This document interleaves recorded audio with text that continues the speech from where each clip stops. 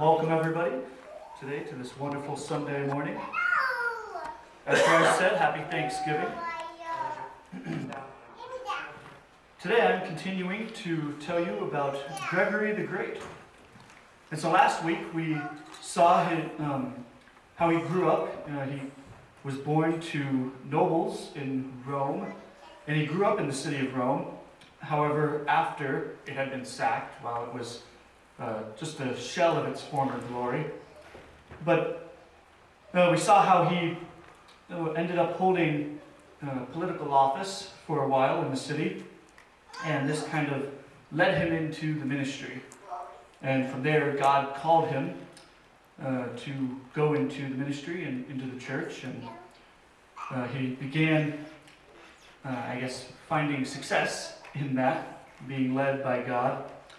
And he eventually was all the way to the point of being the personal assistant to the Pope. And at this point, we saw how a famine had spread through the city and basically all of Italy, as well as, because of this famine, it caused a plague. And so the Pope at the time passed away due to this plague, and Gregory was appointed as the new Pope. Great. And so, against his desire, by the way, he did not want the position, which often is a good sign of a leader, a good leader. However, as soon as he did become Pope, as soon as he was put in the position, he immediately got to work.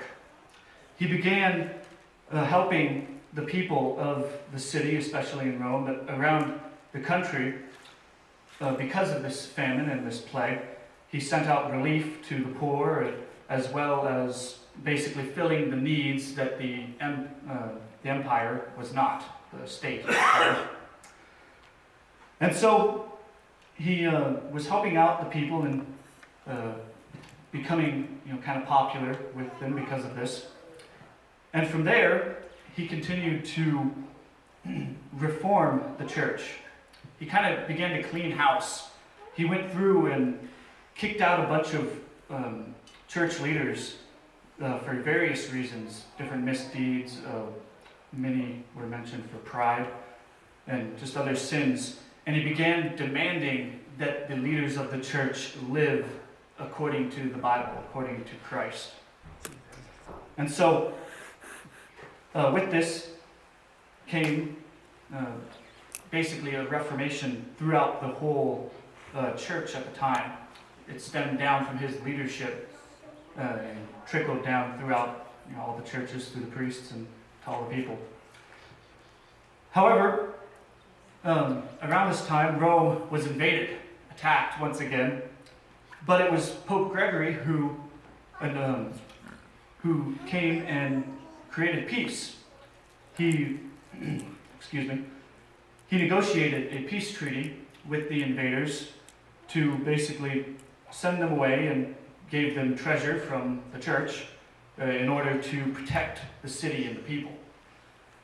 However, shortly after this, the empire broke this treaty that Gregory made and caused war once again. And so it came to Gregory to once again create peace. And he gave more tribute to these invaders from the church's coffers to send them away, basically, to end this war. And so he was very popular with the people at this time because he was taking care of them, but also loving them. And he began writing many books. In his older age, he really felt a calling to the importance of preaching. He wrote a book called The Pastoral Care, and it was an instructional book to the priests to teach them how to properly instruct the people, the congregation.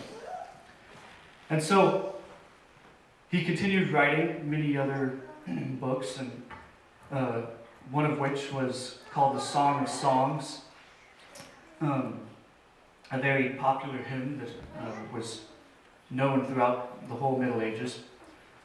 And upon his death, he was named a saint and he is known as one of the four great fathers of Rome, church fathers, of course. And so we see this man who wasn't necessarily looking for power or for spiritual leadership.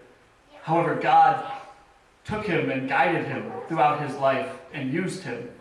And he was willing and happy to be used by God. And so, thank you. Let's bring these in.